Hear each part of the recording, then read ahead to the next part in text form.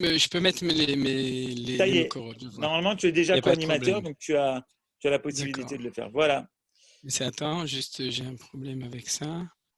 Bonjour, bonsoir à tous et à toutes. C'est avec un grand plaisir qu'on se retrouve une fois de plus avec le Rav Menachem Ackerman pour continuer à parler de Torah et cette fois à la veille de Shavuot, un cours sur le 50e degré. Bonne étude à nous tous. Yofi, shalom le kulam, bonjour à tous. Je vais un petit peu encore agrandir le texte pour que ce soit encore mieux. Et donc, je suis content aussi de vous voir, pour ceux que je vois, bien entendu. Ceux qu'on ne voit pas, ben, tant pis. D'accord. Alors, excusez-moi, j'essaie de bien régler les choses. Pour moi, voilà, comme ça. Mais ça aide. Top.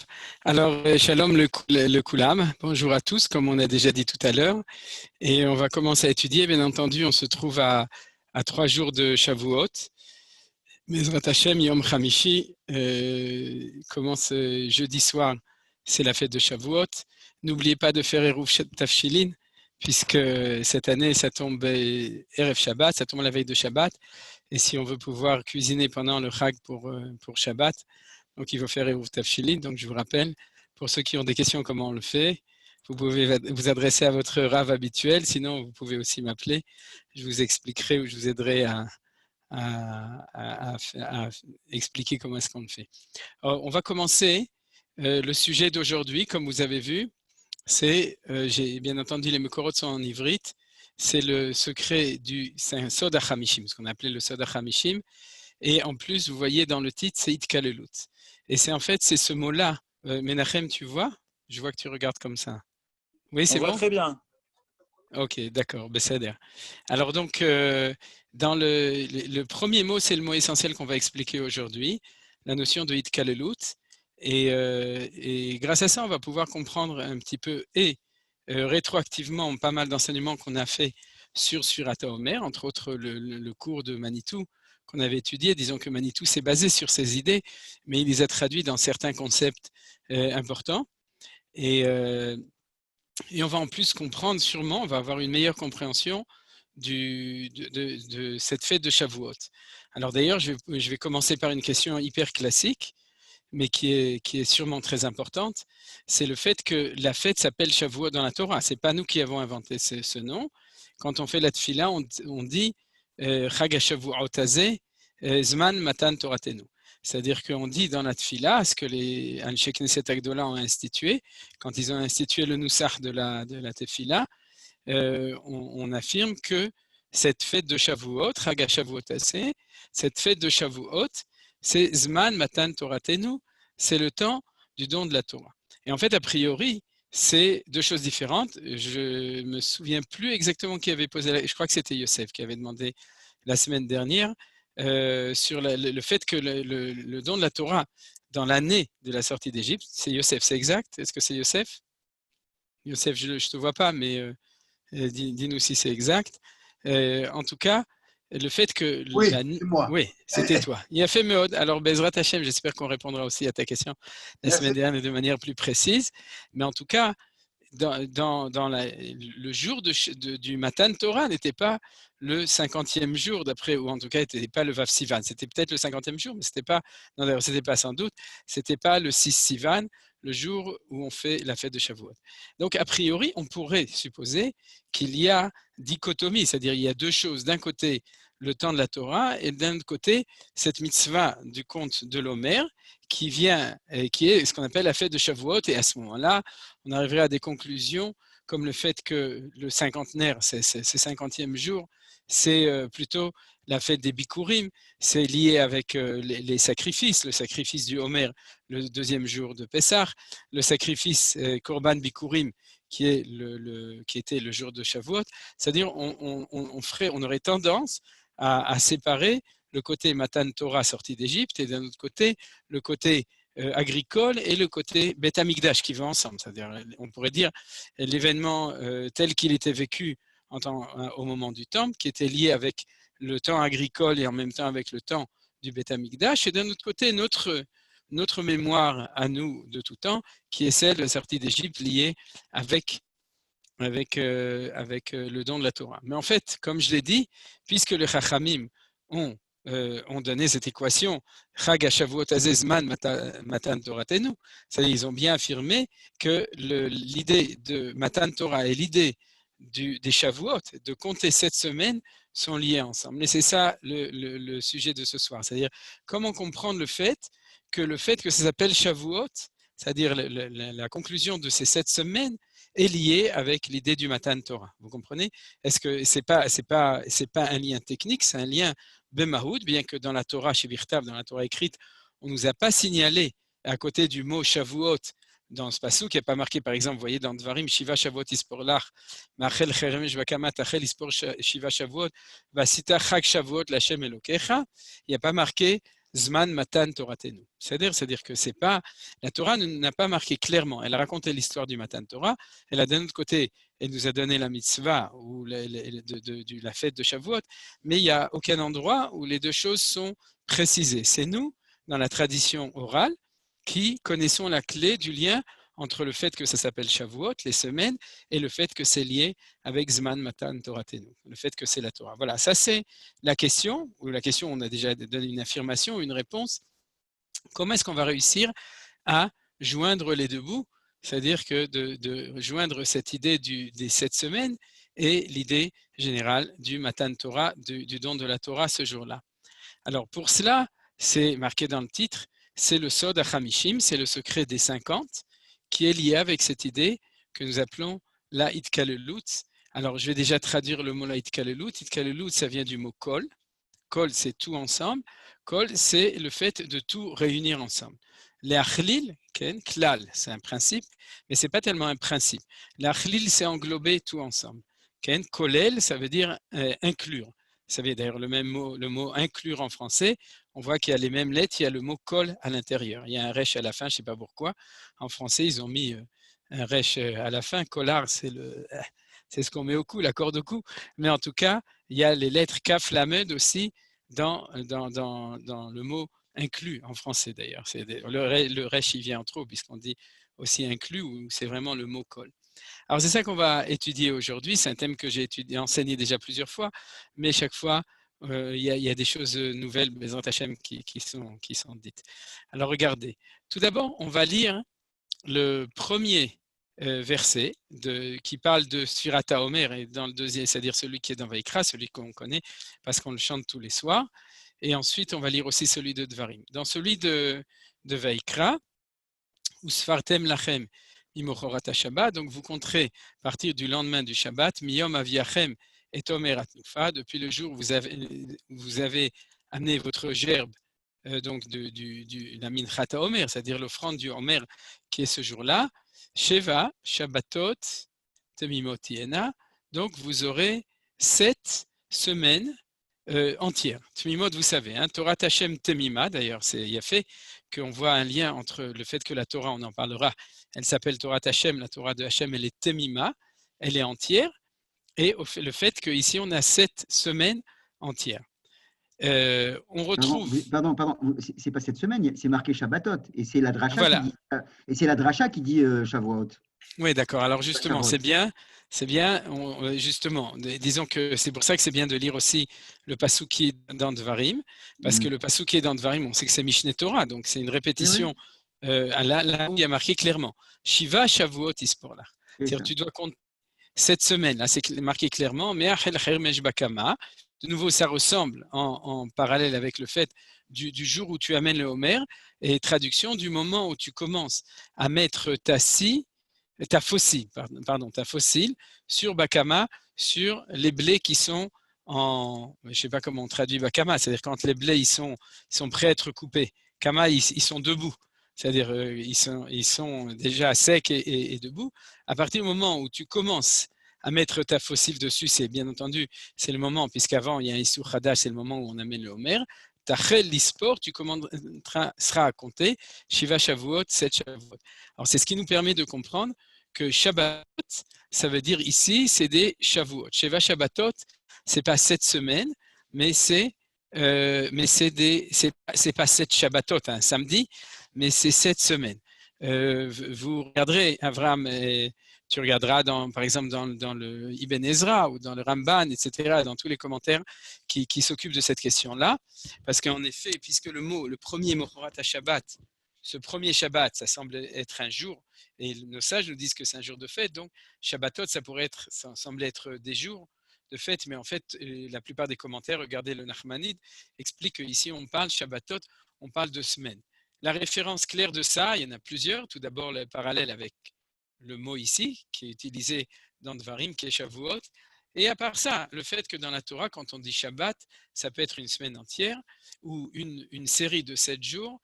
Un des endroits les plus importants où on le voit, c'est dans la Parshat Béhar, à propos de la Shemitah et du Yovel, où il y a marqué Usfartem Lachem, Sheva Shabtot Shanim, Sheva Shanim, Sheva Pa'amim.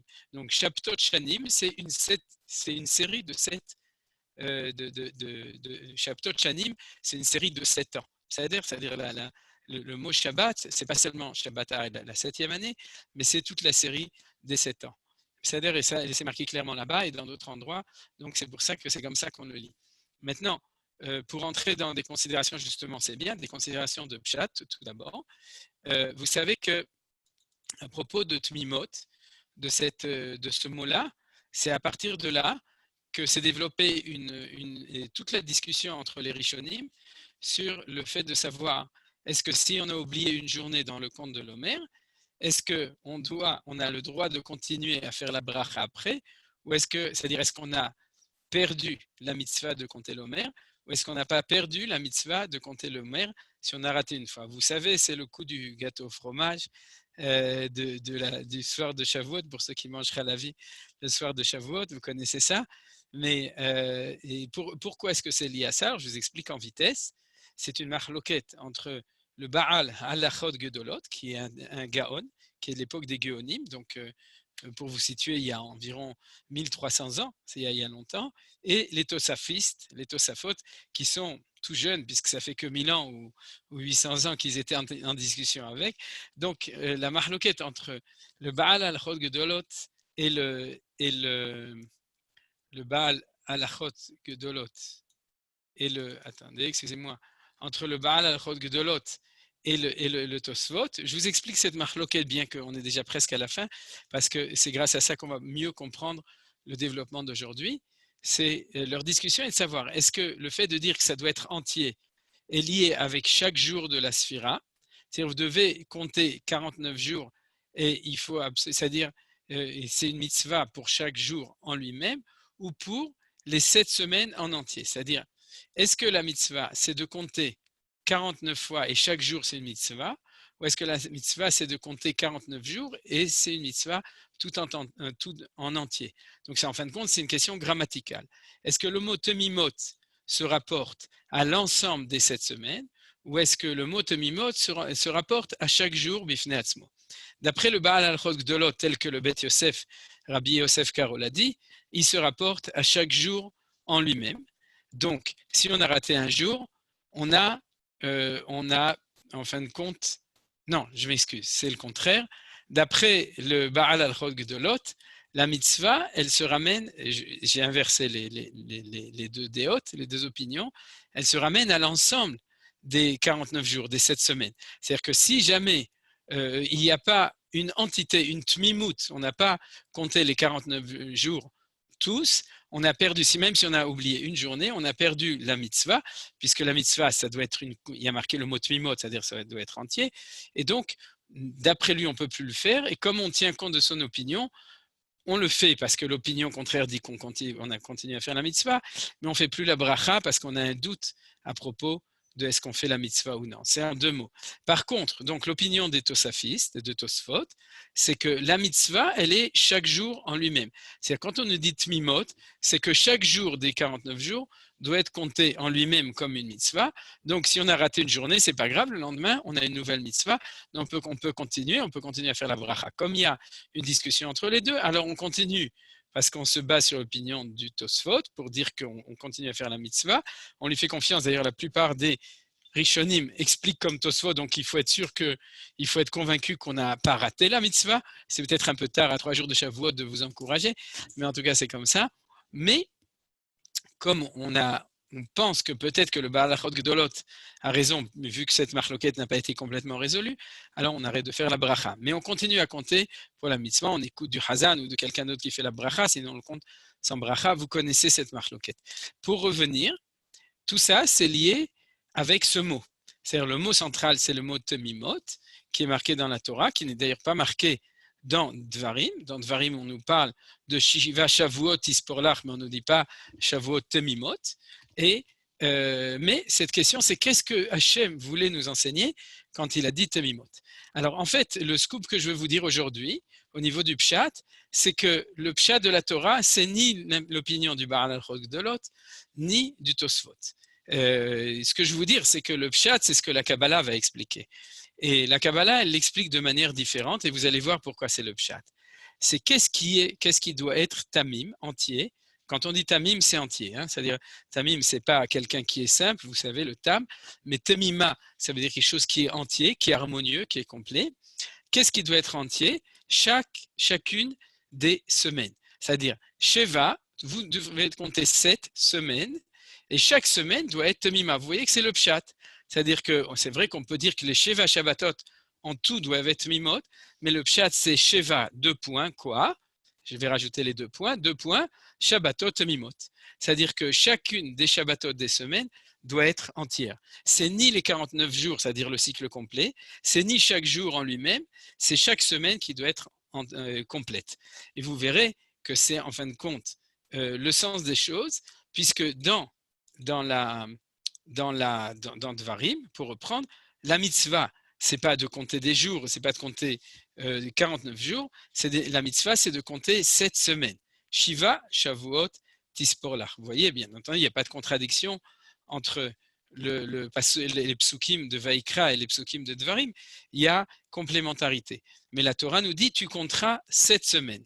Tachel, Ispor, Shiva, Shavuot, c'est marqué de nouveau à la fin, à partir de quand on le compte, Shiva Shavuot, il faut compter 7 semaines. Donc, puisqu'il n'y a pas marqué le mot Temimot, c'est parce que le mot Shavuot inclut l'idée de Temimot. C'est-à-dire que si tu comptes une semaine entière, alors la semaine était entière, il y a marqué Shavuot, il y en a 7 dedans, puisque le mot Shavuot vient du mot Sheva. Donc, si tu as compté une Shavuot entière, donc il est Tamim. Voilà. Alors, de ce point de vue-là, on a une autre explication et il va falloir comprendre le sens de cette explication. Pourquoi est-ce que on a une obligation de compter une semaine entière? C'est-à-dire que la semaine soit entière, et ça veut dire quoi? Une semaine qui est entière, et en plus, bien entendu, 7 semaines entières. C'est-à-dire chacune des semaines doit être entière, et on doit le faire 7 fois. Alors, c'est ça la question, qu'est-ce que ça signifie? Et bien entendu, vous voyez, c'est ça qui est important. Vasita chak shavuot l'Adonai Elohecha. C'est-à-dire qu'à la fin du compte, tu vas faire une fête dont le sens, c'est que tu as eu 7 semaines entières. C'est-à-dire, on a Shavuot, c'est au pluriel, on sait que c'est 7, mais c'est la fête des semaines. C'est-à-dire, il y a la fête des Kabbalah, la fête de trucs, etc., la fête de Pessah. Ça, c'est la fête des semaines. Ce n'est pas la fête des 49 jours, c'est la fête des semaines. Alors, ça veut dire quoi? La fête des semaines. Voilà, on a, pour l'instant, j'ai déjà posé la question. Si vous avez des questions ou des remarques à propos de ça, si quelque chose n'est pas très clair, je vous invite à poser vos questions. Sinon, on continue. Alors, est-ce que quelqu'un... Non, je vois que les micros sont tous fermés, donc ça veut dire que tout est clair. Tania, tu veux demander quelque chose? Non, Olivier? Les Passantins? Non? Personne? Top, Non, ok. j'avais simplement une question. Pourquoi dans Vaïkra, la Torah était obligée de marquer, puisque vous avez dit que Temimot, vous avez dit que c'était le complément à quoi ça se rapportait, vous avez dit du point de vue du Zohar, à quoi ça se rapportait. Mais on a besoin pour Shiva, Shavuot, Temimot. Alors qu'après, dans Dvarim, on n'a plus besoin là. Alors, j'ai répondu à la question. Non, mais j'ai bien compris. Et vous êtes vite passé, vous avez dit, mais pour Shavuot, il faut complet. Et là, on n'a plus besoin. Parce qu'on a dit une semaine, il faut qu'elle soit complète. Je veux dire. Bon, je vais continuer. Si la question reste après, alors vous la redemanderez. C'est-à-dire si les choses, parce qu'en fait, c'est ça que je vais expliquer maintenant. Alors, pour l'expliquer, on va étudier les choses Béalpé pour l'instant. Et après ça, on reprendra un texte, Bezrat Hashem, un texte ou deux important. Alors, c'est quoi l'idée de Béalpé? C'est l'idée de l'Aïd Kalelut. C'est quoi l'idée de l'Aïd Kalelut? c'est que reprenons la création du monde. Dans la création du monde, est-ce que le monde a été créé en 49 jours? Non. Il a été créé en une semaine, c'est-à-dire il a été créé en 7 jours. Ça, vous avez remarqué. Alors, d'après la compréhension des choses, il y a donc fondamentalement une différence entre le monde tel qu'il a été créé, le monde de la Bria, qui a été créé en Asara Mahamarot, vous savez, c'est-à-dire en 10 paroles, en 10 Mahamarot. Et c'est difficile de traduire parce qu'il y a Asara Mahamarot et Aseret Dibrot. C'est-à-dire que la Torah a été donnée par 10 paroles adressées et Mahamarot, donc c'est une manière différente, c'est-à-dire 10 bon, c'est pas des paroles, c'est des, je sais pas comment on peut traduire la différence entre Amira et Dibour. Si quelqu'un peut m'aider, c'est très bien, sinon. Là-bas, ça, Dibérot, là-bas, Dibérot, Diber, c'est une injonction, tac, Ouais. tac, tac, tac. Alors que là, c'est plus, je dirais, c'est plus sympa, c'est plus cool. Là. Ma marotte, c'est. Éventuellement. Mais ça, c'est déjà c'est pas une traduction, c'est une explication. Mais disons qu'en traduction, disons qu'on comprend tous assez bien l'hébreu pour comprendre que les morts, c'est une chose et les daber, c'est autre chose. Ceci dit, la dimension que tu as donnée, elle fait partie de ça. Alors, en tout cas, le monde a été créé d'une certaine manière. Et quand le monde a été créé, il a été créé en 7 journées. Alors, je vais expliquer les choses. C'est quoi l'Aïtkalelut et c'est quoi cette idée qui est là? L'idée, elle est comme ça. C'est que quand Akadosh Baruch Hu a créé le monde, il a créé des valeurs en soi-même. C'est-à-dire, il a créé 7 valeurs différentes. D'après le Zohar Kadosh, quand on parle des 7 jours de la création, on dit le premier jour, c'était le jour du Chesed, le deuxième jour, c'était le jour de la Gvura, le troisième jour, c'était le jour de la Tiferet, jusqu'au 7e jour, qui s'appelle Shabbat Malketa. Vous savez, Shabbat à Malka, parce que c'était le jour de la Malchut, c'est-à-dire la 7e sphira qui est tout en bas, qui est celle de la Malchut. C'est pour ça que le Shabbat s'appelle Shabbat Malketa, la Malka, puisque là-bas s'est révélée la 7e et qui a une valeur en elle-même très importante par rapport à toutes les autres. Mais puis on sait que le Shabbat est différent de tous des 6 autres jours des Shechet Yemei HaMaaseh. Mais en fait, quel est le problème de la création? C'est que quand Akadosh Baruch Hu a créé le monde, il a créé maintenant je traduis, on ne parle pas de jour, il a créé chaque valeur en elle-même. C'est-à-dire qu'il a créé les choses telles qu'elles sont. C'est comme, une fois je l'avais expliqué, il y a l'analyse et la synthèse. Vous savez, vous vous souvenez sûrement de ça quand vous avez fait des cours de philosophie. Pour ceux qui sont arrêtés au bac comme moi, ça vole pas très haut, mais pour les autres, il y en a sûrement ici qui ont continué après à l'université. Mais en tout cas, en hébreu, on ne dit pas l'analyse et la synthèse, on dit l'analyse et la synthèse. C'est-à-dire qu'en fin de compte, on dit qu'il y a tout d'abord, dans la démarche, tout d'abord, on doit analyser. C'est quoi analyser? C'est séparer chaque élément pour le comprendre tel qu'il est. Et une fois qu'on a compris chaque élément tel qu'il est, alors il faut réintégrer, c'est-à-dire il faut réunir les choses dans leur interrelation par rapport à tout le reste. Comment est-ce que le monde est? Fondamentalement, il est dans les deux. C'est-à-dire qu'il y a chaque chose, chaque élément a sa valeur propre, mais on sait qu'Akadosh Baruch Hu a fait un monde où Kulam Bechorma Asita, dans sa Chorma, il y a une interconnexion, une interdépendance entre tous les éléments du monde. C'est valable au niveau du monde astronomique, j'allais dire aussi gastronomique, parce qu'il faut aussi bien épicer les choses, mais astronomique, c'est-à-dire le monde entier, les choses sont liées. Nos sages nous disent que si on retire une constellation, si on retire une galaxie du monde, le monde entier perd son équilibre. Et on le sait au niveau du monde, au niveau du globe terrestre, etc. Tout ce qui est au niveau du corps humain, les médecins que je vois devant moi aussi peuvent le confirmer. C'est-à-dire que ce qu'on dit tous les matins, Sheim ifate achechad mehem. C'est-à-dire quand on dit Asher Yatzar, on affirme le fait qu'il suffit qu'il y ait un tout petit dérèglement et à ce moment-là, tout se dérègle et tout se... C'est-à-dire, on ne peut même pas rester un instant devant toi. Donc, on affirme cet équilibre global des choses. Mais cependant, a priori, quand Dieu crée le monde, il l'a créé, on pourrait dire, en donnant chaque valeur bifnei asmo, chaque valeur en lui-même. Donc le premier jour, une valeur, le deuxième jour, une deuxième valeur, le troisième jour, une troisième valeur, et les choses, ils sont comme ça a priori. Et qu'est-ce qui se passe? Il se passe que le rôle de l'homme dans le monde, c'est-à-dire au-delà de ce que j'ai précisé, c'est-à-dire que dans le monde, il y a quand même à l'intérieur de lui cette unité, mais le rôle de l'homme dans le monde, c'est de vraiment arriver à créer cette interconnexion, c'est-à-dire arriver à créer cette relation entre les différents éléments qui sont dans le monde. Vous savez très bien qu'au niveau de la civilisation humaine, c'est des choses qui se font tout le temps. Vous savez que ce que Lavoisier a dit, rien ne se perd, rien ne se crée, tout se transforme. Mais je dirais que c'est plus que se transforme, on va dire ça selon… Tout se conserve. Tout se conserve aussi, ouais, comme dans les boîtes. Mais en tout cas, je dirais plutôt, d'après le Lachon de Chachamim, que depuis que le monde a été créé, Akadosh Baruch Hu ne crée plus rien, mais Mezavek Zivugim. Et Mezavek Zivugim, bien entendu, c'est faire des Shiduchim, c'est-à-dire, ça c'est une chose très importante, mais c'est aussi, il crée des connexions entre les différents éléments qui sont dans le monde. Et ce n'est pas seulement lui qui les crée, mais il nous demande à nous de s'occuper de créer des connexions entre les différentes choses qui sont dans le monde. Et c'est notre travail à nous, le travail à l'homme de faire ça. Et c'est ça qu'on appelle la Itkalelut. La Itkalelut, c'est être capable de créer des relations entre des éléments qui sont a priori non seulement différents, mais souvent contradictoires.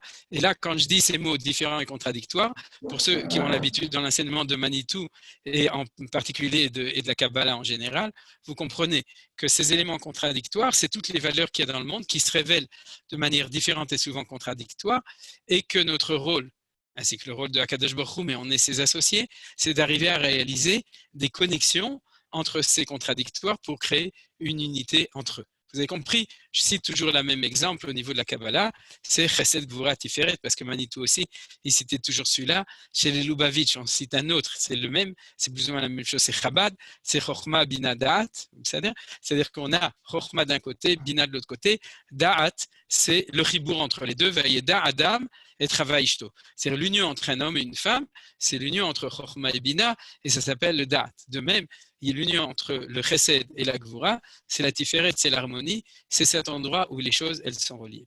Alors, comment ça se passe ces choses-là?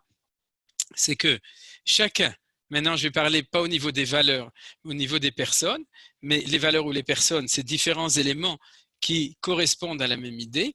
C'est-à-dire chaque homme dans le monde, ou chaque juif, a, par sa neshama, une spécificité. Sa spécificité, c'est qu'il représente une certaine valeur, l'ensemble des valeurs, mais avec une préférence, une prédisposition, une insistance sur une manière spéciale qui correspond à une valeur. Souvent, on cite ces exemples. Par exemple, il y a des gens qui sont plus dans le chesed, il y a des gens qui sont le plus dans la gvura, il y a des gens qui sont le plus dans la tiferet. Alors, quand on connaît les autres valeurs qui sont chokhma, bina ou netzachod, alors on peut dire aussi telle personne elle est plus là, telle personne elle est plus là. Mais dans chesed et gvura, on le comprend très bien. Les gens qui ont plus tendance à être dans la rigueur de la loi, ils sont plus gvura. Les gens qui sont plus tendance à être dans l'empathie, dans la compréhension de l'autre, dans l'ouverture, dans la miséricorde, etc., ils sont plus du côté du chesed. Alors, quel est le rôle de l'histoire? C'est que Dieu nous a créés chacun spécifiquement, comme au moment de la création du monde, où chaque jour a été créé une valeur spécifique. Et le travail du tikkun, c'est le travail d'arranger le monde, c'est d'être capable de réussir à se connecter avec les autres valeurs. Comment est-ce qu'on fait pour se connecter avec les autres valeurs? C'est tout d'abord d'arriver à les comprendre, ensuite à découvrir qu'ils sont différents de nous, et ensuite à découvrir en quoi on a à l'intérieur de nous un petit peu de cette valeur-là qui va nous permettre d'être connectés avec l'autre. C'est-à-dire vient vers nous quelqu'un qui parle un langage différent de nous, parce que dans sa personnalité, elle est complètement différente de nous. Il va falloir chercher à l'intérieur de nous en quoi on a quelque chose qui arrive à comprendre cette personne, parce qu'on a en nous une partie de cette valeur-là, et grâce à ça, on va faire une connexion avec lui. Alors, je vais traduire ça dans les mots de la Kabbalah, c'est ça ce qu'on appelle l'Itkalelut. Si, par exemple, quelqu'un qui est de Gvura rencontre une personne qui est de Chesed, alors la personne de Gvura va devoir chercher à découvrir son côté Chesed à l'intérieur de lui, et à ce moment-là, il va pouvoir se connecter, se lier avec la personne qui est Chesed, mais il va aussi être Metaken et Tatzmo, parce qu'à ce moment-là, il va sortir à l'intérieur de lui la valeur qui est cette synthèse intérieure de ce Chesed qui est possible d'être dans la valeur de Gvura. C'est-à-dire Gvura, c'est sa valeur à lui spécifique, mais il va découvrir en quoi il faut avoir du chesed pour que la gvura soit vraie. Ensuite, il va rencontrer une autre personne, et puis il va rencontrer qu'il a une autre valeur. Alors, pour développer une relation avec lui, il va compléter sa valeur à lui-même de gvura en rentrant dedans du netzar sheba gvura, et à ce moment-là, il sera plus complet. Et quand est-ce qu'il va être complètement complet? Allez-y, dites-le moi. À quel moment il va être complet? Tania, ton micro est ouvert, alors tu peux le dire. Quand il aura pu intégrer toutes les 7 valeurs.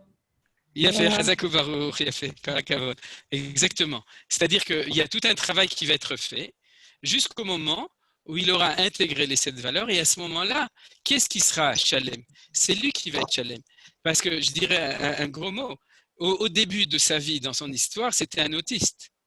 Vous comprenez? Pourquoi il était autiste? Parce qu'il n'était que lui, sans aucune connaissance de sa possibilité de communiquer avec les autres. Donc, il était en Tsaragdola. Il n'était pas parfait. Il était dans la plus grande imperfection qu'il y a dans le monde. Quand j'ai préparé le cours, j'ai pensé au fait qu'en mathématiques, vous voyez, le monde et les termes, comment est-ce qu'on dit? La vie et la mort, ils sont dans la main du langage. Parce que les conceptions, comme disait toujours Manitou, les conceptions de langage nous introduisent des manières de penser qui peut être de la Gdusha à la plus grande Touma. Pourquoi? À quoi je pensais en mathématiques? Un nombre entier. C'est quoi un nombre entier? Non, un nombre parfait. Un nombre parfait. C'est quoi? J'espère que je ne me trompe pas. Hein. Est-ce qu'il y a un mathématicien ici qui peut nous aider? Les chiffres parfaits, c'est quand on met 2 traits des 2 côtés. C'est-à-dire c'est sans le plus et sans le moins. C'est un chiffre. Si je ne me trompe pas, vous me corrigez. Hein. C'est vrai ou c'est pas vrai? La valeur absolue. Ah voilà, et Todarabba, Alex, c'est la valeur absolue, voilà. La valeur absolue, c'est une valeur sans le plus et le moins, c'est une valeur absolue. On met 2 traits des 2 côtés, donc on sous-entend qu'il est absolu. Pour nous, dans la Torah, c'est pas l'absolu, c'est le hisaron agadol beyoter. C'est le manque le plus grand quand une valeur, elle est qu'avec elle-même. Vous comprenez la différence de conception des choses. Dans le monde occidental, j'irai ou dans la pensée, dans cette pensée, tu es absolu si tu es séparé de tout le monde. C'est-à-dire à ce moment-là, tu as un absolu, comme la divinité dans la pensée philosophique grecque, c'est-à-dire qu'elle est en non-communication avec le monde, elle devient absolue. Pour nous, c'est le hisaron achigadol, c'est que tu n'es pas absolu, tu es dans la relativité, dans le manque le plus grand, tant que tu n'as pas créé cette corrélation avec tous les autres éléments. Donc le nombre absolu, c'est celui où tu as le plus à droite, le moins à gauche, la connaissance de tous les chiffres qui sont tout autour et cette intégration de toutes les valeurs. Alors dites-moi, si c'est comme ça, s'il y a 2 valeurs, combien de itkaleluyot il peut y avoir? Donc on a dit par exemple chesed gvura ou masculin féminin. Combien il y a itkaleluyot? Combien il y en a? S'il y a 2. Non, ça, vous êtes allé trop vite. S'il y a 2, faire 2 valeurs, avec 2 valeurs. 14. Non, vous êtes allé trop vite là, ça ne va pas, c'est pas mathématique. S'il y a 2. On crée une 3e. Quoi? On crée une 3e. Oui, Nahon, mais il y a plus que ça. Combien il y a de valeurs? 3. Non. Non. Tom, ok, alors, on va faire une vente aux enchères. Il y en a 4. Il y en a 4. Voilà, il y en a 4. Pourquoi? Parce qu'il y a, par exemple, le chesed qui va intégrer la gvura. Ça va être gvura chez Chesed. Ensuite, il y a la gvura qui doit intégrer le chesed. C'est le chesed chez gvura. Donc, normalement, il y en a 2. Ceux qui ont bien compris, ils auraient dû dire 2. Ouais, 2. Mais en fait, pourquoi il y en a 4? Parce qu'il y a un grand chidouche. C'est qu'il y a, comme disait Manitou, il y a Ben Adam la Havero, Ben Adam la Makom, et il y a une 3e valeur. C'est quoi? Ben Adam le Atzmo. Et Manitou disait toujours, c'est quoi Ben Adam le Atzmo? Il y a des mitzvot. Pourquoi? Parce que il disait, Ben Adam le Atzmo, ce n'est pas une mitzvah pour toi. C'est une mitzvah pour que l'homme soit lié avec son essence lui-même. Ben Adam le Etzem Adam Shebo. C'est-à-dire de créer une corrélation entre toi et ton vrai être à l'intérieur. C'est ce qu'on appelle l'introspection, la idbonenut, la capacité de se connaître lui-même, de se reconnaître, de se comprendre, de se regarder. Et ça, c'est le chidouche aussi de ce que nous disent les kabbalistes. C'est-à-dire que quand on fait de la idkalelut, on ne fait pas seulement de la idkalelut avec les autres, il faut aussi faire de la idkalelut avec soi-même. C'est ce qu'on a fait pendant 2 mois ou 2 mois et demi. Il y a beaucoup de gens, ils l'ont fait Hidour Mitzvah parce qu'ils étaient vraiment tout seuls. Pour les autres, des fois, quand ils étaient à 2, alors ils faisaient de la Hitkalelut, ça faisait 4. Mais en tout cas, ils n'avaient pas le choix. Ils étaient souvent obligés de faire de la Hitkalelut à soi-même. Et on a tous fait, le monde entier a fait de la Hitkalelut. en tout cas de cette itkalelut, du chesed sheba chesed, gvura sheba gvura, tiferet sheba tiferet, etc. C'est que le monde entier a été obligé de faire ça. Je crois que j'avais déjà dit une fois dans un cours ici, c'est qu'une phrase que j'ai inventée, c'est que c'est en hébreu, hein, parce que je vais vous expliquer pourquoi. Parce que j'ai dit it bodedut ze it bonenut. Vous avez compris, d'accord? C'est-à-dire on croit que l'id boded c'est rester tout seul donc crever. C'est-à-dire non, c'est l'occasion qui t'est donnée de faire de l'id bonenut, c'est-à-dire de découvrir le chesed sheba chesed, le gvura sheba gvura. Je vous dis pourquoi c'est de l'hébreu, parce qu'en français être tout seul ça s'appelle être confiné. Alors je voudrais pas être grossier, mais vous avez compris à quoi ça ressemble. Ça n'a aucun rapport avec l'hébreu. D'accord, c'est-à-dire ça, c'est Amazil ben Kodesh de Hol. En hébreu, ça s'appelle de l'aïdbo de doute et de l'aïdbo de nout. C'est-à-dire. Alors donc, vous avez compris. Donc, je vous ai pas donné la blague Bemfoura, chacun la comprendra tout seul. C'est un son. Et donc, maintenant, on revient à ça. C'est ça le chidouche. Si tu as deux éléments, que ce soit deux éléments au niveau de la Kabbalah, deux valeurs au niveau des idées, deux éléments au niveau de la réalité, c'est-à-dire deux personnes, à ce moment-là, tu vas avoir quatre interconnexions, ce qu'on appelle quatre valeurs de Itkalelut. Et si jamais tu en as, si tu as trois valeurs, ça fait combien alors? Il y en a, ça c'est Alex, les mathématiciens qui doivent répondre, ou les autres. C'est-à-dire, si tu as trois valeurs, tu as trois personnes, c'est-à-dire on est à trois ici, on fait Zimoun. 3 au cube. Combien? 3 au cube, 9. 3 au carré. Pas au cube, mais 3 au carré. Tu as raison, Youssef. Ça fait 9. Et chacun avec les autres, ça fait 9. Et si on en a 4, maintenant ça fait une série récurrente. C'est combien? 16. Il a fait 4 au carré. Et si on a n, c'est n au carré. Donc si on en a 7, et on a 7 valeurs, comme on a vu au moment de la création, alors ça fait 49, c'est QFD. C'est ce qu'on voulait démontrer. C'est-à-dire qu'en fin de compte, le monde a été créé avec le nom de Elohim. Bereshit bara Elohim et Hashamayim ve'et haaretz. C'est-à-dire qu'il a été créé avec la rigueur du fait, je ne parle pas de la valeur spécifique de Elohim, qui est par exemple celle de Gvura, mais avec le caractère du fait qu'a priori, chaque valeur ne se connaissait que par lui-même. C'est-à-dire comme un enfant qui au moment où il naît, il est à part son côté symbiotique avec sa mère, il ne connaît pas le monde. C'est-à-dire petit à petit et de manière constante, son développement, c'est de commencer à se connecter réellement, consciemment, avec tout ce qui est autour de lui.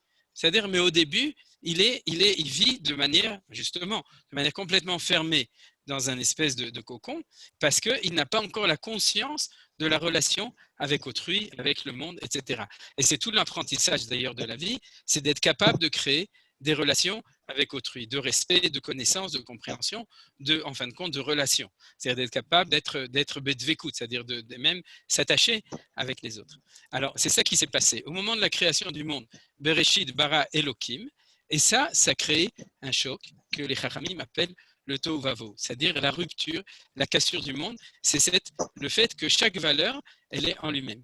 Et après ça, tout le tikkun, toute l'histoire du tikkun, dans toutes les dimensions, c'est au niveau des yichudim que font les kabbalistes, c'est-à-dire qu'eux les font dans des pensées ou dans des actions qui sont liées avec les valeurs telles qu'elles sont marquées, ce qu'on appelle les sphirotes, mais nous, on le fait constamment dans nos valeurs de développement social, de développement conjugal, vis-à-vis des autres, vis-à-vis de notre communauté, vis-à-vis du monde entier, vis-à-vis de la Torah. Et dans la Torah elle-même, toute la Torah, c'est pour créer ce qu'on appelle le Olam HaTikkun, le monde du Tikkun, c'est-à-dire de recréer des relations entre les choses. Alors, si on est parti du fait que les 7 valeurs qui ont été créées, ou qui ont été créées, en tout cas qui sont apparues au moment de la création du monde, c'est ces 7 valeurs-là, alors l'histoire du Tikkun, c'est de réussir à faire non pas 7 valeurs, mais 49 valeurs. Alors maintenant, est-ce que vous avez compris pourquoi est-ce que les Tmimot, c'est les semaines? C'était ça le début du shiur, vous avez compris? Pourquoi? Parce que chaque semaine, c'est le fait qu'une valeur est devenue une valeur dans laquelle on a découvert qu'il y en avait 7. Alors c'est devenu, au lieu d'être un jour, c'est devenu une semaine. Et si on a réussi pendant une semaine à dire, alors nous on le dit, c'est-à-dire, mais dans le monde, Hachem nous demande de le faire en réalité. Dans la première semaine, qu'est-ce qu'on a fait? Disons, la première semaine, c'était la semaine du Chesed, vous vous souvenez? On va parler de cette semaine, parce que cette semaine, on est dans la semaine de Malchut, hein, vous savez. C'est-à-dire, le premier jour, on intègre le Chesed dans la Malchut. Le deuxième jour, on intègre la Gvura dans la Malchut. Et le dernier jour, on intègre la Malchut dans la Malchut. C'est-à-dire qu'on termine avec le fait qu'on a fait l'interconnexion du Malchut avec lui-même. Mais alors du coup, la Malchut, elle est devenue Temima, vous avez compris? Elle est devenue entière. Avant, elle était Chassera. Ce n'était pas un nombre. Comment tu avais appelé ça? Une valeur absolue. Ah voilà, merci Alex. C'est-à-dire, c'était pas une valeur absolue, c'était une valeur complètement relative et manquante. Quand elle est Temima, alors elle est absolue. C'est ça ce qu'on appelle l'absolu. C'est-à-dire l'absolu, c'est qu'elle est Temima, qu'elle est devenue entière. Alors, vous comprenez maintenant le pshat de la Torah. Sheva, Shabbatot, Temimot, Yena. D'ailleurs, on pourrait reprendre ce qu'a dit au début justement Abraham. C'est qu'au début, on pensait qu'un Shabbat, c'était un. Non, Shabbat, c'est une semaine entière. C'est-à-dire qu'il y a une temimout qu'on a réussi à faire une semaine entière. Comment on a fait une semaine entière? Comme on le compte dans les kavanot simples qu'on dit au moment de Sfirat HaOmer, on a réussi à la rendre shlema parce qu'elle a réussi à être connectée avec toutes les autres. Et comme je vous ai dit, c'est-à-dire chesed shebe malchut ou malchut shebe chesed n'a aucun rapport. C'est comme si vous disiez que ma manière de comprendre ma femme, c'est sa manière de me comprendre. Ça n'a aucun rapport. Elle a besoin d'intégrer ma valeur en elle et j'ai besoin d'intégrer sa valeur en moi. C'est deux choses qui n'ont aucun rapport parce que je ne vais pas devenir elle, je ne vais pas changer. Je dois être moi avec ma valeur et réussir à découvrir ma possibilité d'être connecté avec elle en découvrant en moi ce qu'il y a de sa valeur à elle. Alors vous avez compris pourquoi il n'y a pas moins s'il y a cette valeur de Sheva Shabbatot Temimot. Et c'est ça les Shavuot. Donc le Chag Shavuot, c'est la réussite du projet de Dieu, de Akadosh Baruch Hu. Pas du projet de la nature, du monde de nature de Elohim, du projet du monde de Shem Havaya Baruch Hu, de Shem Yudke Vavke, qui est celui d'une présence d'un homme qui parle avec un autre homme ou d'un Dieu qui parle avec un homme et que l'homme parle avec Dieu. Et c'est ça la différence que je voulais expliquer entre Dibour et Amira. J'avais expliqué une autre fois, dans une autre occasion, d'ailleurs c'était surtout au nom de Manitou. Il disait comme ça, la Amira, c'est la parole de Dieu enfouie à l'intérieur des lois de la nature. Il n'y a pas de communication, il n'y a pas de dialogue entre l'homme et la nature. Il crée un monde dans lequel il enfouit sa parole, mais sa parole est cachée à l'intérieur de la nature, donc elle est autiste, elle est impersonnelle, elle n'est pas présente dans une notion de dialogue. La réussite du monde, c'est que Akadosh Baruch Hu descende sur terre pour nous parler, et qu'on puisse lui répondre Daber ata venishmea, d'accord, et Daber Elohim, etc. C'est-à-dire que au moment du Mahamad Har Sinaï, c'est la seule fois de l'histoire où un peuple entier et le monde entier, de manière diffuse ou confuse, a entendu que Hachem s'adressait à nous. Donc il a entendu un dibour, une parole directe. C'est-à-dire, et on lui a répondu d'ailleurs, puisque Moshe Rabbeinu, il faisait les Ya'alev Yavo pendant 6 jours, jusqu'au moment du matin de Torah. Vous savez, il montait sur la montagne, pas en pyjama, en costume de Moshe Rabbeinu, et il redescendait, et il transmettait ce que Akadosh Baruch Hu avait donné, et il disait ce que le peuple juif avait donné à Akadosh Baruch Hu, et c'est de là que le peuple juif a appris comment est-ce qu'on fait du business. Il faut toujours discuter, tu nous donnes 2 jours, ben on va en prendre 3, etc. D'accord? C'est-à-dire, si tu donnes une Torah, si elle est gratuite, donne-nous-en 2, Torah chez Birtav et Torah chez Be'al Peh, etc. Toute cette discussion entre nous et lui, c'était cette notion du dialogue possible. Alors le dialogue, c'est la base de ce qu'on a appelé la Itkalelut. C'est les deux choses ensemble. C'est-à-dire, et la vraie Itkalelut. Donc c'est ça la réussite du projet qui est au moment de la fin, du moment de Mahamad Har Sinaï, du moment du 50e jour. Alors de ce point de vue-là, le 50e jour, c'est celui qui apparaît au-delà, c'est-à-dire une fois qu'on a réussi, nous, à compter 7 x 7, 49, c'est-à-dire on a réussi à compter 7 semaines entières, à ce moment-là, le Ensof, l'infini qui est au-dessus, peut apparaître dans le monde. C'est-à-dire Akadosh Baruch Hu peut se révéler parce qu'on a fait tout ce travail. Alors vous imaginez bien que ce n'est pas un travail d'une journée, c'est un travail de l'humanité entière pendant toute l'histoire. D'accord? C'est-à-dire que ce projet qui était en 49 jours plus une journée au moment du Mahamad Har Sinaï, c'est en préfiguration du projet de l'histoire de manière générale. C'est ça qu'il faut faire, c'est ça qu'il faut réussir, et c'est ça qui est en projet depuis le début de l'histoire. Et j'ai donné les noms au niveau de la Kabbalah, c'est sortir du Olam HaTohu, du monde de la Shvira, de la brisure. La brisure, c'est quand chaque chose est séparée des autres, et arriver au Olam HaTikun, Le monde du tikkun, c'est celui où on relie de nouveau les choses ensemble. Alors, si vous voulez, on va continuer dans les textes. J'avais prévu un texte, je peux l'envoyer à ceux qui veulent, qui est un texte de Kabbalah qui explique ça de manière magnifique. Mais vu que le Azman Katsar va Melaham Ruba, alors on va faire les choses de manière plus pshat. Vous avez, en tout cas, s'il n'y a pas de questions, j'imagine que vous avez compris, on a étudié aujourd'hui le pshat des deux psukim. C'est-à-dire que c'est ça qu'on a étudié. Maintenant, regardez un enseignement extraordinaire là-dessus, pour montrer aussi, je vous avais déjà dit une fois, que Rashi était ce que le Hida avait dit, que Rashi, tout Rashi, il est en fin de compte, c'est de la Kabbalah, c'est-à-dire c'est Ruach HaKodesh. Rashi écrit son enseignement de Ruach HaKodesh, et tout ce qui est marqué dedans, il y a toujours plusieurs niveaux de lecture, et il y a un niveau de lecture qui est beaucoup plus profond que le Pshat. Regardez, Parashat Behar, vous vous souvenez, c'est Vaideber Hashem El Moshe, Behar Sinai Lemor. Et qu'est-ce qu'on compte dans cette mitzvah-là? Les Shmitot et les Yovlot, vous vous souvenez? C'est exactement le même processus. C'est-à-dire que dans la Shemitah et le Yovel, la Torah nous enseigne non pas au niveau d'un processus de 50 jours au moment de la sortie d'Égypte, mais d'un processus permanent au niveau d'une mitzvah qui est liée avec l'histoire du peuple juif de manière globale, de faire 7 ans, 7 fois, et en fin de compte, à la fin, il y aura une 50e année qui s'appelle comment? La 50e année? Le Yovel. Très bien, Nadine. On jubile. C'est le jour où on a le plus de simcha, le Yovel, puisque c'est le jubilé, et c'est au bout de 50 ans. Donc, on retrouve le même processus. Donc, qu'est-ce que ça veut dire? Ça veut dire que tous les 50 ans, on fait cette Itkalelut.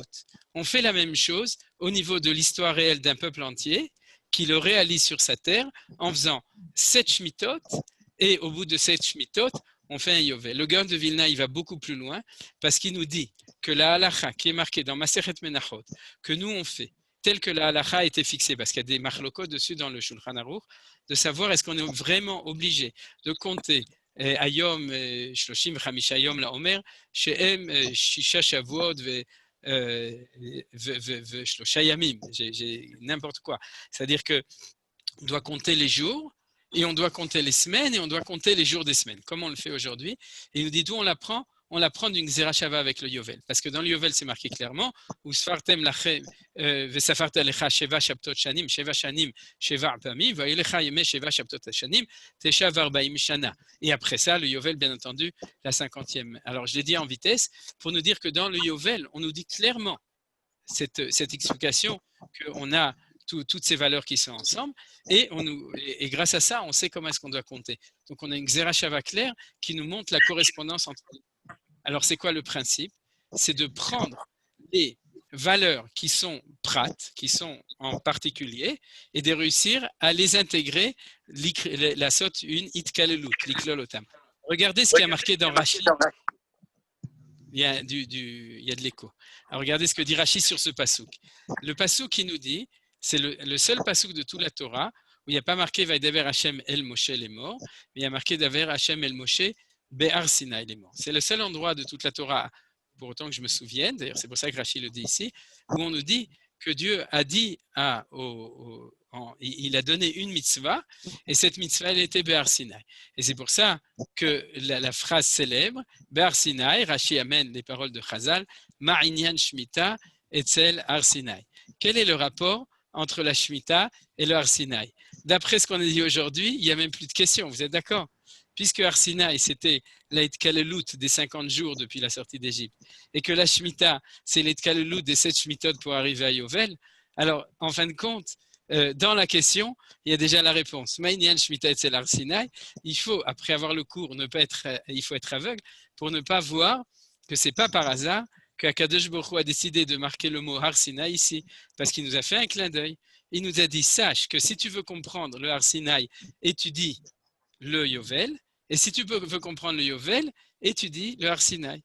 Et à ce moment-là, puisque mathématiquement, tu es dans la même équation de 7 au carré, ce qu'on a appelé l'Eitkalelut, pour arriver au 8e, à ce moment-là, tu auras tout compris. Alors, regardez, c'est marqué clairement dans Rashi. C'est-à-dire, ce n'est pas moi qui l'ai inventé, c'est Rashi qui l'a inventé. Vous savez que Rashi, lui, il était extraordinaire. Il n'était pas rachitique, il était grand et gros et il donnait tout ce qu'il fallait dire. Alors, regardez, il dit Ve'alo kol hamitzvot nemru besinai. Et regarde, toutes les mitzvot ont été données au Sinaï. Alors pourquoi est-ce qu'il n'y a que ici que tu nous as marqué Ber Sinaï? C'est de la discrimination des mitzvot. On aurait dû marquer dans toutes les mitzvot, d'abord Hachem El Moshe, Ber Sinaï, les morts, Vasoulem Tzitzit, etc. Alors pourquoi c'est ici et là? Et nos sages nous disent, on apprend un binyanav. C'est quoi un binyanav? C'est qu'on va apprendre de la Shemitah un enseignement pour toutes les 613 mitzvot.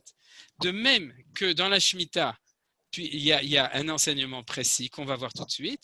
Alors, puisqu'il y a marqué Ber Sinaï et que les 613 mitzvot ont été donnés au Ber Sinaï, on va apprendre que cet enseignement de la Shemitah et du Yovel qui est marqué ici, il est valable pour toutes les mitzvot. Et c'est quoi cet enseignement? Et là, ma Shemitah neemru klalotea ou pratotea vedigdukea misinai afkulam neemru klaloteem vedigdukeem misinai. Alors, je vais lire juste la première. Il faut une fois que je vérifie les girsaot dans Rashi ou dans les Divrei Chazal. Mais regardez, c'est extraordinaire. Et là, de même, ma Shemitah, de même que la Shemitah, Nemru klalotea ou fratotea vedigdukea misinai, dans la Shemitah, les klalim et les pratim et les digdukim ont été donnés au Sinaï.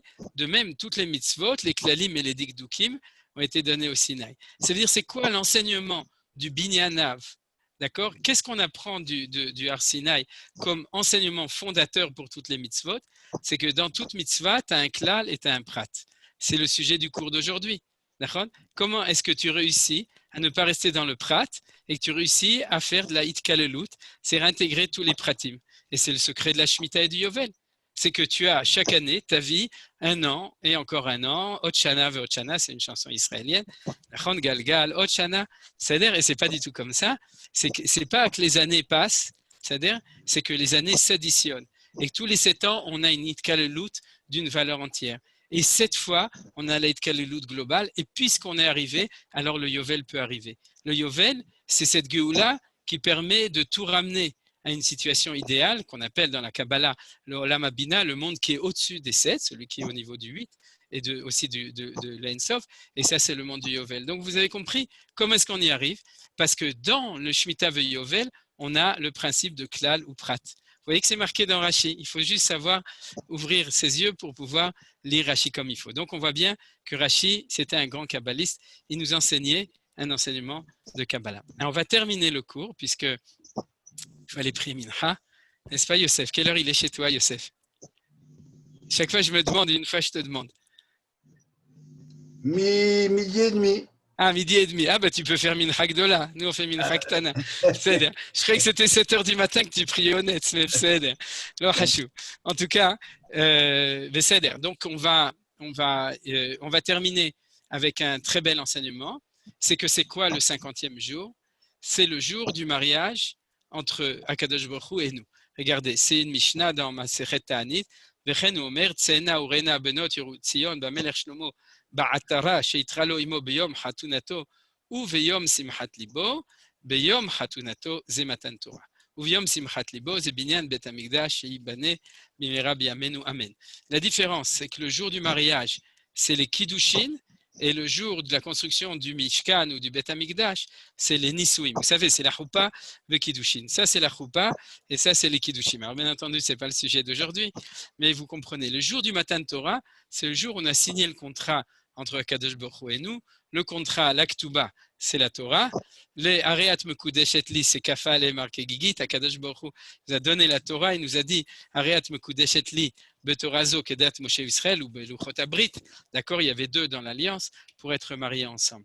Et alors donc, le jour du 50e jour, c'est le jour du mariage. Ça veut dire quoi? Ce que je vous dis, c'est basé sur l'enseignement des kabbalistes dans Sha'ara Kavanot. C'est-à-dire qu'une fois qu'on pourrait dire que 2 personnes, un masculin et un féminin, ont réussi à être Beit Kalelut, ils ont fait les 49, alors ils peuvent s'unir et arriver, et c'est ça le 50e. C'est le 50e, c'est la possibilité pour quelqu'un qui est complet complètement, c'est-à-dire dans ses 49 vertus, de pouvoir s'unir avec quelqu'un d'autre qui est complètement complet. Et c'est ça qui s'est passé au niveau du jour de don de la Torah. C'est qu'Akadosh Baruch Hu, qui de toute façon était Shalem, qui était Tamim, peut s'unir avec le peuple juif qui devient tamim avec le compte des 49 jours. Et à ce moment-là, le jour de Shavuot, il y a l'union entre Koutcha Brichou et Knesset Israël. Et c'est ça ce que les Mekoubalim font quand ils vont au mikvé après avoir étudié toute la nuit et qu'ils ont les kavanot quand ils prient le matin, c'est qu'ils pensent que le jour de Shavuot, c'est le jour de l'union entre Akadosh Baruch Hu et le peuple juif, l'union de deux parfaits qui peuvent s'unir justement, et on appelle ça le Yom HaKelulot. Vous vous souvenez, non? C'est quoi un mariage? Yom HaKelulot, pourquoi? Parce que c'est le jour de la Hitkalelut. Et comment on appelle une femme qui se marie? C'est-à-dire comme une kala, parce que c'est marqué chez les Mekoubalim, la kala, c'est le mot kol, qui est le côté masculin, Yesod qui kol b'shamayim va'aretz lechashem ha'mamlacha, et le hey, c'est le côté féminin, parce que si tu prends le mot kol et tu lui colles un hey à la fin, tu le transformes du masculin au féminin, et ça fait une kala, d'accord? Et donc, il faut dire qu'est-ce qu'il est calé, ce rabbin. Nachon, calé, kala, c'est les trucs. C'est-à-dire, alors donc, vous avez compris, c'est-à-dire que la kala, c'est celle qui a relié le kol, à Kadosh Baruch Hu, avec hey, son féminin. Et à ce moment-là, on a une Yom Klulot, on a le jour du mariage. C'est-à-dire, et c'est marqué clairement dans la Torah, et c'est par ça qu'on finit.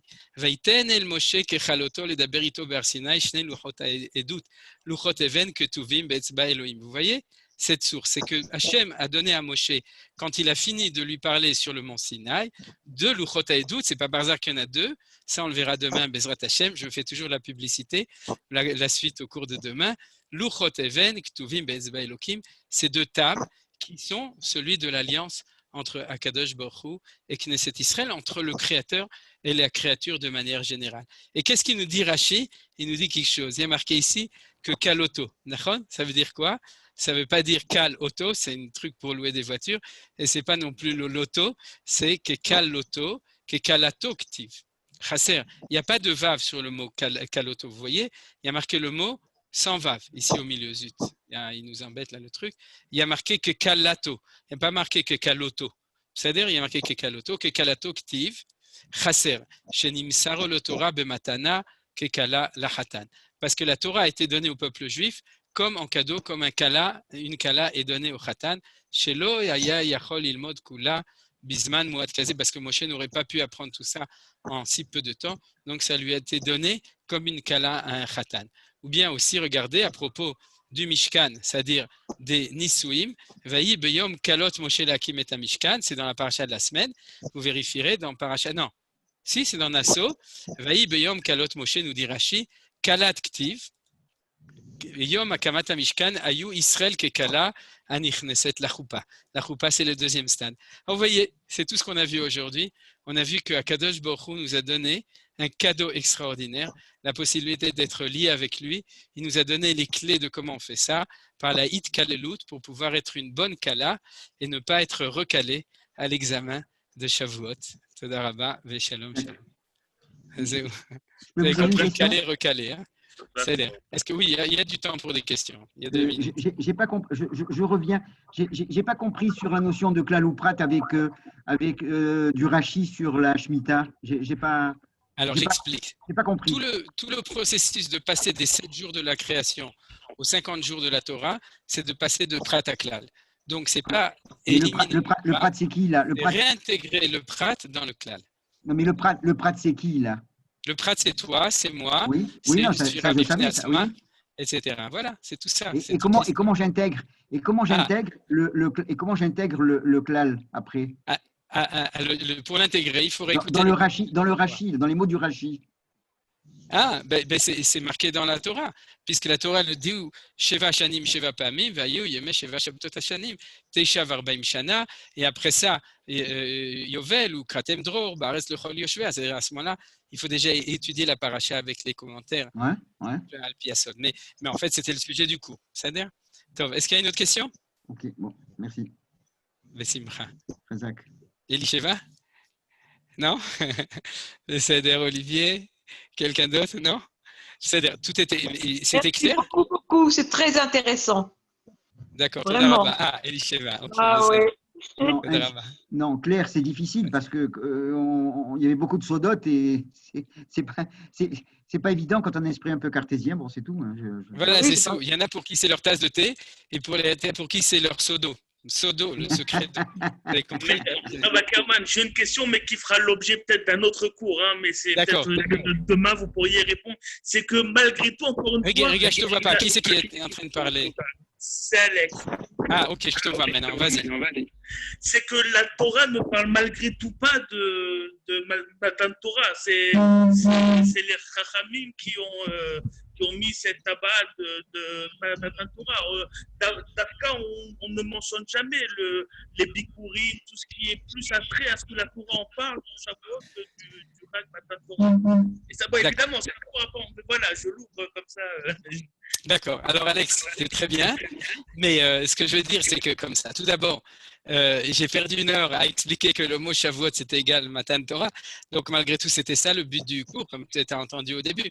C'est-à-dire de bien expliquer que la notion que la Torah appelle Shavuot, qui est liée avec ces notions des Bikurim et des Korbanot, elle est aussi liée, et elle est fondamentalement liée à la Torah. Alors, tu as raison. Le cours suivant, ce serait de continuer de montrer en quoi, c'est-à-dire au niveau des Korbanot, on arrive à la même idée, et au niveau des Bikurim, on arrive à la même idée. Tu as raison, c'est un autre cours. Le Rav Kook, par exemple, a un très bel enseignement dessus. Et ça m'arrive d'autres années. C'est sympa parce que dans le fond, chaque année, je me dis comment je vais faire pour ne pas me répéter. Donc, si je n'oublie pas l'année prochaine, on parlera de ce que tu as dit. Bon. Aujourd'hui, c'est ça qui est embêtant. Monsieur le rabbin Ackerman, j'ai besoin de réécouter le cours, donc je vais sur YouTube, c'est ça?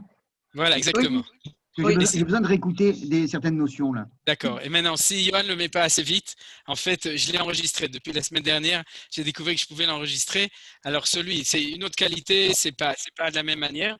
Mais si quelqu'un veut urgemment, je peux lui envoyer sur, comment on appelle ça, sur Drive. C'est-à-dire que je le mets sur un site de Drive et vous m'envoyez un mail ou un WhatsApp et je vous enverrai le lien personnellement. C'est-à-dire, je ne vais pas le faire pour tout le monde parce que Johan et Malachi le font de manière. On essaiera de le faire un peu rapidement quand même. Oui, non, mais tu fais rapidement. Attends qu'il soit sur YouTube et puis je réécoute. Critique.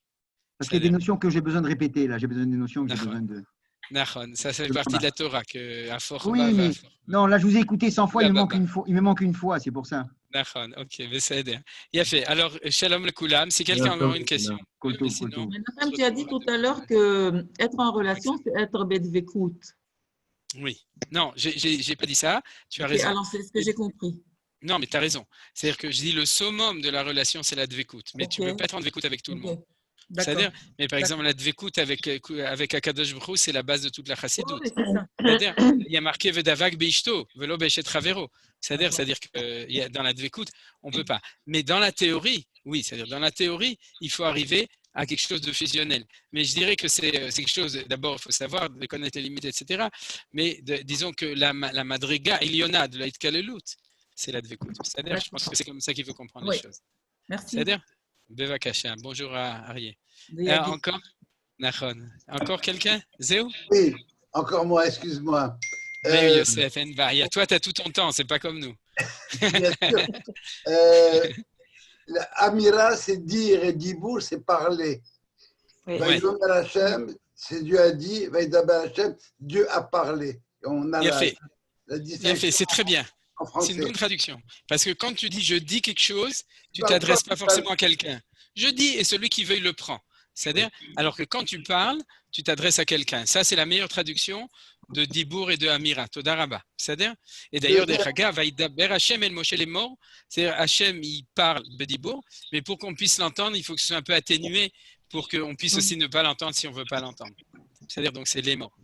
D'accord. Dans la traduction, je ne sais pas ce que tu comprends, ce que ça vaut. Du coup, dans l'âme, ce serait, je suggère, la réalisation du monde. Il a fait très bien, ouais. C'est mieux que la restauration ou la réparation, parce que restauration, il y en a qui comprennent qu'il faut aller au restaurant, ou bien il y en a d'autres qui comprennent que c'est réparé. Que c'est réparé, c'est-à-dire faire du tikkun, faire de l'installation. Dernière question. Au moment de la sortie d'Égypte, Matan Torah a eu lieu le 51e jour, pas le 50e jour. Ouais. Nachon. Ok. Ah oui. Besséder.